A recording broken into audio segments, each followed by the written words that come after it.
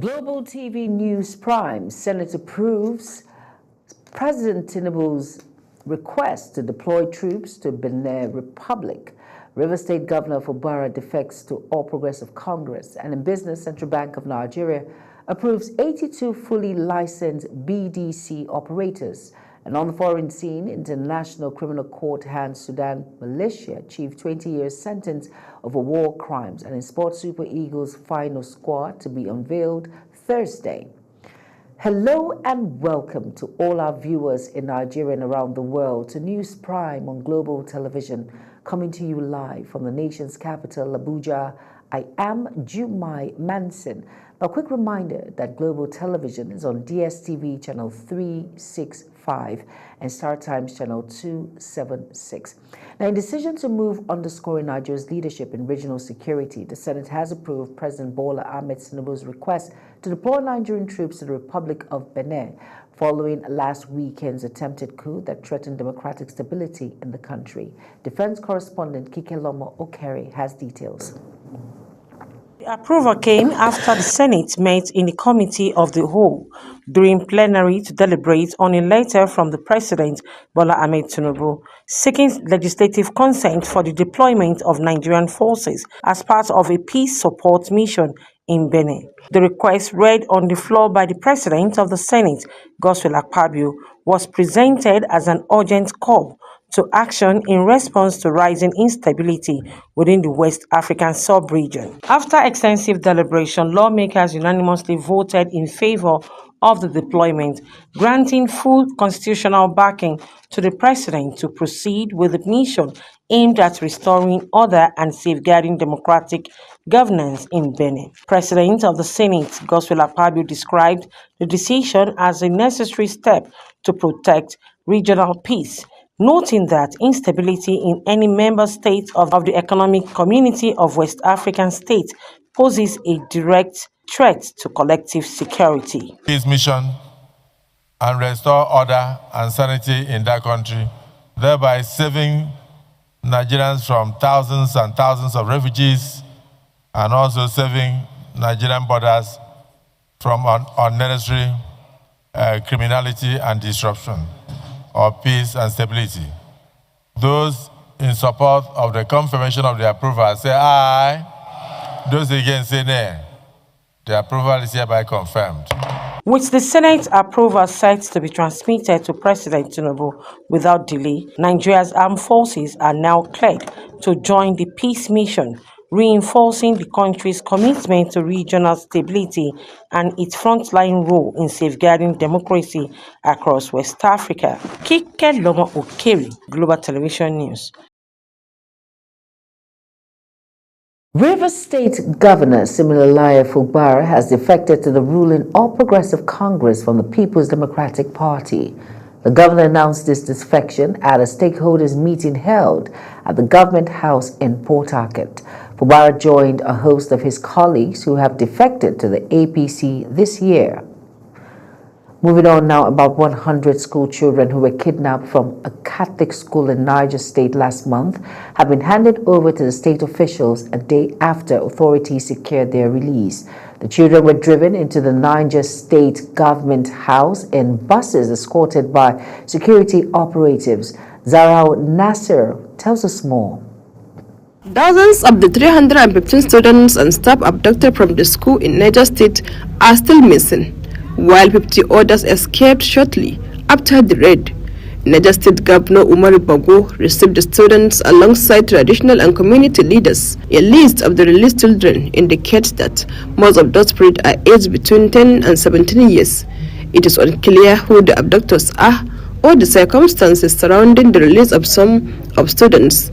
Zahra Nasser reporting for Global Television News. In a renewed effort to tackle the rising security threats across Nigerian campuses, the Tertiary Education Trust Fund, TED Fund, in partnership with Bacchus Guard, has convened a two-day national workshop which is aimed at developing a comprehensive security master plan for tertiary institutions. Now, the initiative brings together key stakeholders to chart sustainable measures for safeguarding students and staff. Ramsey Enoch Agbo was there at the National University Commission headquarters in Abuja, venue of the workshop, and now reports. The two-day workshop brought together security experts, university administrators, government representatives, and technology providers to address what organizers describe as an urgent national priority. Chairman, Board of Trustee, TED Fund, Bello Masari, while declaring the workshop open, says campus security is a shared responsibility. This military will not flourish. Okay, police are not doing their job. Are you doing your job? Military are not doing. Are you doing your job? The people living in those isolated places in forests and things, they feed, they clothe. How do they do it? Without the active connivance of the locality surrounding them? Executive Secretary of TED Fund, Sonny Echono, says the proposed security master plan will provide a unified framework for surveillance, intelligence sharing, emergency response, and staff training across all tertiary institutions. If they go to the marketplace and pick 30 people, it will not make enough impact as going to a school to go and pick 5 or 10 students. Because people know that students are usually helpless, they are vulnerable, they represent the hope and aspirations of all of us as a people. The director of Baka's Guard in his speech says tertiary institutions are citadels of learning. Therefore, students and instructors need a rest of mind. It's only in the campus you will find everybody. You have even some security personnel living on campus. Police, soldiers, SSS and all this. Participants at the workshop expressed optimism that once adopted, the master plan will help strengthen campus safety. Well, at the end of this workshop, we expect to have a strategic plan that will make our institution have a better improved security arrangement. This is a wake-up call for us to do better than before. In fact, personally, I've taken note of certain reforms. Taking it down and implementing it in our various institutions, it will help to bring down the security challenges and insecurity in most tertiary institutions. Due to the high rate of security situation in the country, the Tertiary Education Trust Fund, in collaboration with Baka's Guard, have put together a workshop to train and intimate stakeholders on how they can put up surveillance as it has to do with security situations in various tertiary institutions around the country. Ramsey Enoch Agbo reporting for Global TV News. You are watching the live broadcast of News Prime. News Prime returns. International Criminal Court's hands Sudan militia chief 20-year sentence over war crimes. Details coming shortly, plus business and sports stories on the other side of this break. Please stay with us.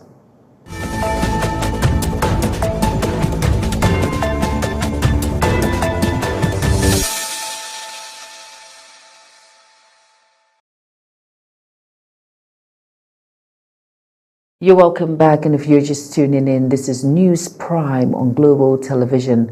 Thank you for staying with us. In business now, the Central Bank of Nigeria, CBN, has confirmed that only 82 Bureau de Change BDC operators currently hold valid licenses to operate in the country. The disclosure was made in a statement on Monday by the bank spokesperson, Hakama Sidi Ali. The Apex Bank said the approvals were granted in line with its power under the Bank and other Financial Institutions Act 2020 and 2024 regulatory and supervisory guidelines for bureaus de change operators. Moving on to the House of Representatives Public Account Committee has given the Nigerian National Petroleum Company Limited a final deadline of December 15 to appear before it and submit all outstanding documents relating to 2021 audit queries. National Assembly correspondent Anete Patrick tells us more. Committee chairman issued the directive at a strategic meeting in Abuja. He expressed displeasure over NNPCL's continued refusal to honor the committee's invitations, describing the conduct as disrespectful to the parliament. Okay, which is still thought. So we'll give you up till Monday 15th, but before then, liaison officer, please ensure that whoever has a responsibility to submit any of the outstanding documents that have not been submitted does so. It is very important that we have the necessary documents to work with. Before the ruling, the chairman read a letter from NNPCL's Group Chief Executive Officer, Engineer Bayo Ojulari, who explained his absence due to an engagement at the presidential villa. But lawmakers faulted the company's attitude, insisting it was obstructing the audit review. Mr. Chairman, sir, this committee is very important to oversight everybody in this country. NNPC cannot be above this company. Does it mean that they have not been auditing their account for the past these 2 years that have been a limited liability company for years? It's just a matter that they have audited their company. They have done all they can do. Why don't they just find a time, come and resolve this one before we go to other years? Following an appeal from NNPCL's National Assembly Liaison Officer, Umar Farouk, the committee granted a final grace for the company to appear on December 15th and tender all required documents. On this engagement with presidency.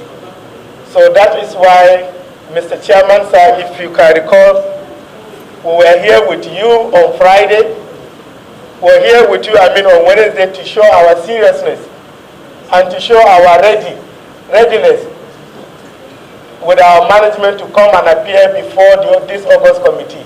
NNPCL is expected to respond to several audit red flags, including payments to contractors for abandoned projects, failure to deduct statutory taxes, and alleged irregular payment by the Chief Finance Officer without due approval. The committee says NNPCL's compliance next week will determine its next line of action on the 2021 audit queries. From the National Assembly, Anieti Patrick, reporting for Global TV News.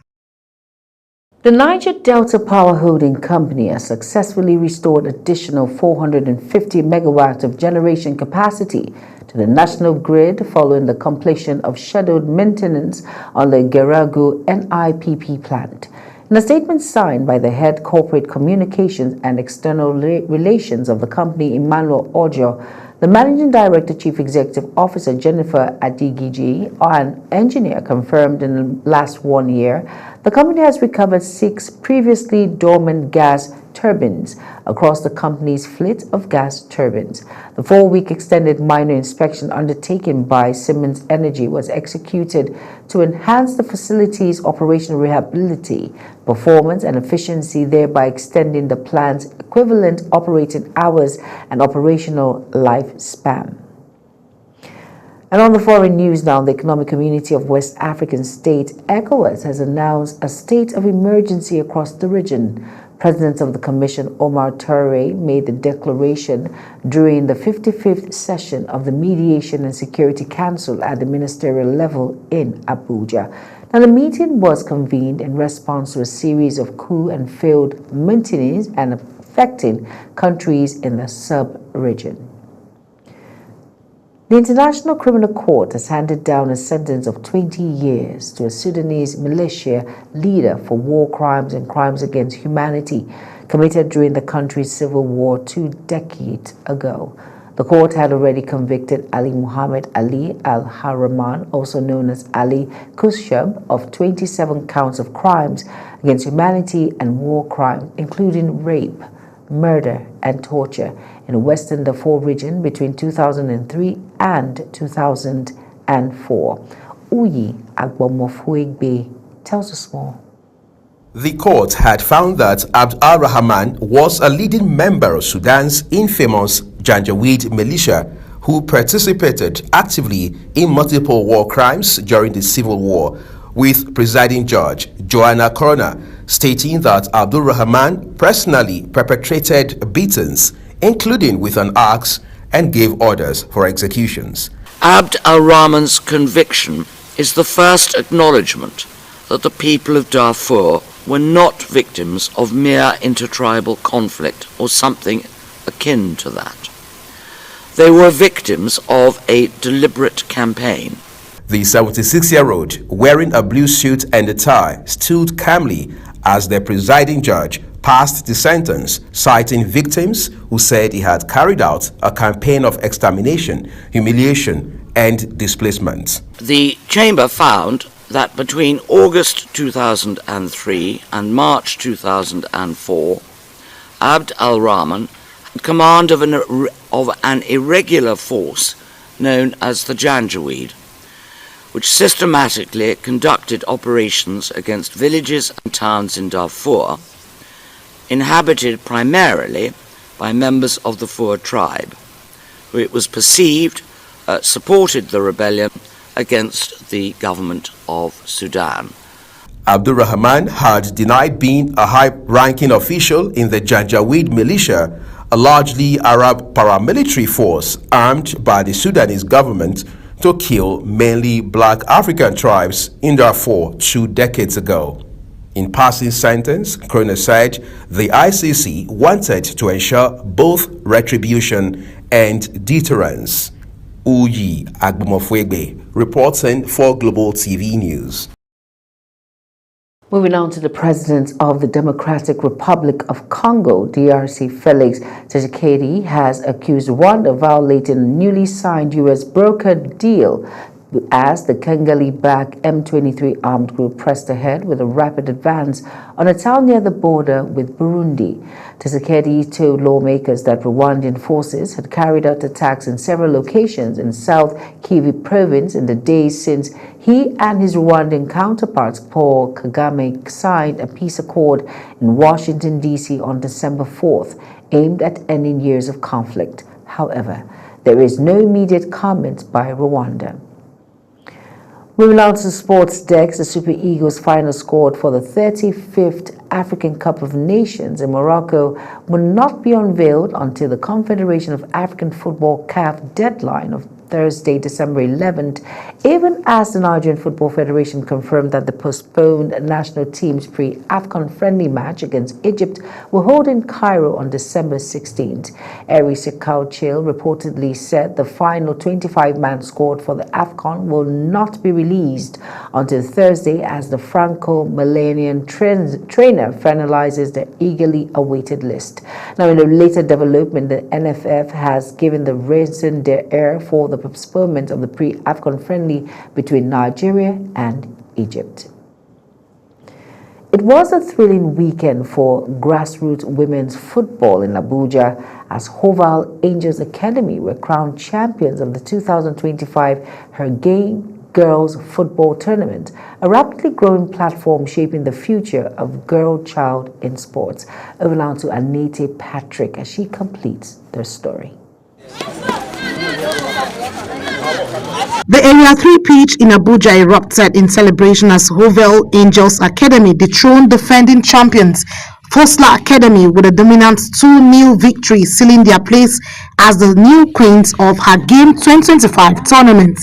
This year's edition marked a major leap, expanding from an FCT-only contest to a fully North Central regional event with 16 teams, a sign of the tournament's rising influence. Hopewell's breakthrough came in the first half through Agatha John before star striker Lilian Odide caught in a brilliant free kick to put the results beyond doubt. Foster nearly found their way back, but Queen Joseph's penalty struck the crossbar. In the third place match, Silk Paragons of Jos edged Generation Next to claim bronze and a 100,000 prize. Foster earned 150,000 while Hopewell Angels smiled home with 250,000 as champions. I was really happy. I didn't expect that I'm going to come up with this trophy. Yes, ma, and I pray that God will continue to help us with the female footballers. For first-class captain, the loss was painful, especially after beating Hopewell in their opening game. Well, I will first of all thank God for the privilege given unto us, and then to my team. I'm seeing my team in a place that I see my team in national teams. Yes, I see my teammates in national teams. One has represented us already in Morocco World Cup, and I see more going to clubs and all of that. Yeah. Individual brilliance also lit up the tournament. Foster's Habila Patricia was named Most Valuable Player, while Hovell's Lillian Odide picked the goal both. Silks Paragon goalkeeper Flora Williams shone brightly as best goalkeeper. And I want to thank my coach also for the practice, the encouragement he has been giving us throughout this tournament. We just want to say thank you to our coach. Yeah. Beyond the medals, organizers say the real victory is a life-changing impact on the girls. I would like to say that this is very commendable, because if women can be heard, can be given spaces to showcase their talents, their abilities, it will go a long way. Football has changed our life. How football bring other girls from crime, from social vices. The event drew top dignitaries from the chairman of the House Committee on Sports, who supported the tournament with a sum of 1 million naira, to football administrators, all united in support of women's football. Annie T. Patrick, reporting for Global TV News. Still on sports news, Real Madrid French superstar Kylian Mbappe did not come out to train with his teammates on Tuesday on the eve of his team's key Champions League clash against Manchester City. The forward broke a finger during the defeat by Celta Vigo in La Liga, and when asked, Madrid said his absence from training was because of that injury, but also other discomfort he suffered in that match. If Mbappe is unable to play against City on Wednesday, it would be a big blow for coach Fabio Alonso, with Spanish media reporting that the defeat will lead to his dismissal. Now that's it on Global TV News Prime. Here is a reminder of our top stories again. On Global TV News Prime, we brought to you in a decisive move underscoring Nigeria's leadership in regional security. The Senate has approved President Bola Ahmed Tinubu's request to deploy Nigerian troops to the Republic of Benin following last weekend's attempted coup that threatened democratic stability in the country. River State Governor Siminalayi Fubara has defected to the ruling All Progressive Congress from the People's Democratic Party. And in business, we brought to you that the Central Bank of Nigeria, CBN, has confirmed that only 82 Bureau de Change BDC operators currently hold valid licenses to operate in the country. And on the foreign scene, the International Criminal Court has handed down a sentence of 20 years to a Sudanese militia leader for war crimes and crimes against humanity committed during the country's civil war 2 decades ago. And finally, in sports, the Super Eagles final squad for the 35th African Cup of Nations in Morocco will not be unveiled until the Confederation of African Football CAF deadline of Thursday, December 11th, even as the Nigeria Football Federation confirmed that the postponed national team's pre-AFCON friendly match against Egypt will hold in Cairo on December 16th. Now, a quick reminder that Global TV is on DSTV channel 365 and Star Times channel 276. Kindly follow us across all social media platforms now showing on your screen by using @GlobalTVNG. I am Jumai Manson. Thank you for watching.